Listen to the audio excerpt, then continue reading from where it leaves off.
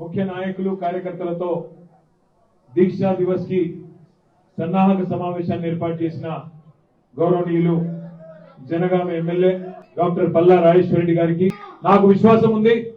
జనగామ, పాలకుర్తి, గన్పూర్ తప్పకుండా జనగామలో రేపు కేవలం సర్పంచ్ ఎన్నికలే కాదు, జిల్లా పరిషత్ గాని, మండల పరిషత్ గాని, మున్సిపాలిటీ గాని ఎగిరేది గులాబీ జెండానే అని చెప్పి మీ స్ఫూర్తి చూస్తుంటే కనబడతా ఉంది.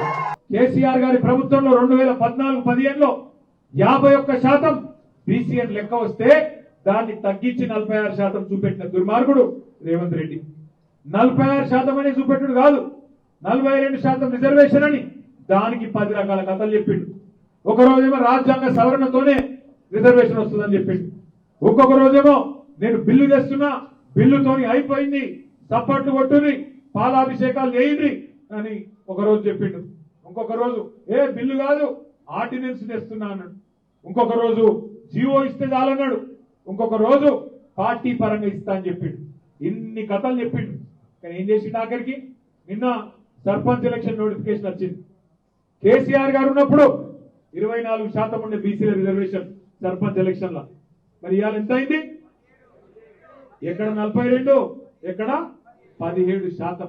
అంటే వెనకటికి ఎవడో చెప్పిండు, కొండంత రాగం తీసి గాడిది పాట పాడినాడు.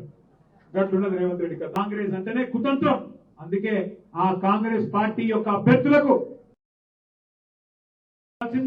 కర్రు కాల్చి వాత పెట్టాల్సింది మా బీసీ బిడ్డలు, మా బీసీ అన్నదమ్ములనే మాట నేను మళ్ళొకసారి గట్టిగా చెప్తా ఉన్నా.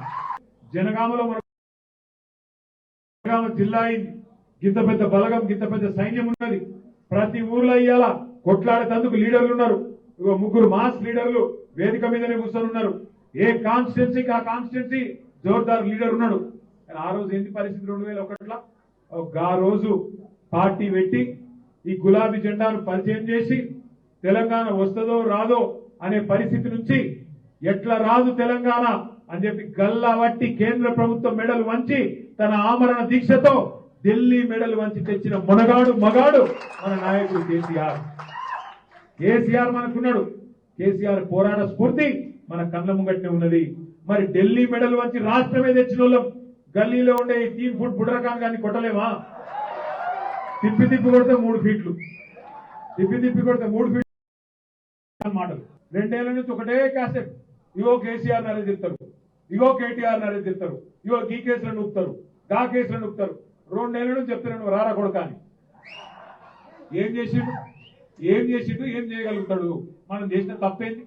కేసీఆర్ గారు జనగామకు నీళ్లు ఇచ్చుడు ఆయన చేసిన తప్ప, 24 గంటల కరెంటు రైతులకు ఇచ్చుడు తప్ప, 73,000 కోట్ల రూపాయలు రైతుల ఖాతాల్లో రైతు బంధు రూపంలో వేసుడు తప్ప, 30,000 కోట్ల రూపాయలు రుణమాఫీ చేసుడు తప్ప, రైతులకు పండించిన పంటకు మద్దతు ధర ఇచ్చుడు తప్ప, జనగామ జిల్లా చేసుడు తప్ప, ఇవాళ సస్యశ్యామలమైన పొలాలు చూసే అవకాశం మీకు ఇచ్చుడు తప్ప, జనగామలో మెడికల్ కాలేజ్ పెట్టుడు కేసీఆర్ తప్ప, జనగామలో నర్సింగ్ కాలేజ్ పెట్టుడు కేసీఆర్ తప్ప, జనగామను జిల్లా కేంద్రం చేసి మీరు వరంగల్ పోయే అవసరం లేకుండా కలెక్టర్, ఎస్పీని, జిల్లా అధికారులను మీ కళ్ళ ముంగట ఆలీషాన్ జనగామ కలెక్టరేట్ లో కూర్చోబెట్టుడు తప్ప ఏది?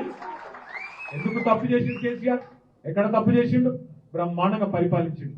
నేను మా నాయకత్వాన్ని కోరుతా ఉన్న జిల్లాలో దయచేసి అవసరమైతే మీకోసం హైదరాబాద్ నుంచి ప్రత్యేకంగా లాయర్లను నేను పంపిస్తా. ఎవ్వరు భయపడే అవసరం లేదు, ఏ కేసుకు భయపడే అవసరం లేదు. మనం చేసిన తప్పే లేదు, ఎందుకు భయపడాలి? ఎవరికి భయపడాలి? ధైర్యంగా కొట్లాడదాం, ఆలోచన వద్దు. 29 నాడు మాత్రం పెద్దలు కేసీఆర్ గారి స్ఫూర్తి, కేసీఆర్ చేసిన పోరాటం.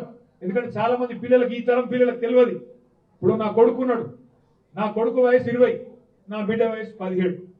మరి 16-17 ఏళ్ళ పిల్లలకు కేసీఆర్ గారు చేసిన పోరాటం ఎరకలేదు. ఎందుకంటే రాష్ట్రం వచ్చే 12 ఏళ్ళు అయిపోయాయి. అంటే అప్పుడు వాళ్ళు 5 ఏళ్ల పిల్లలు, 10 ఏళ్ల పిల్లలు, వాళ్ళకి ఏమెరుకుంటుంది? వాళ్ళకు ఆ రోజు బుద్ధి తెలియదు. కాబట్టి ఆ పిల్లలకు తెలియాలి.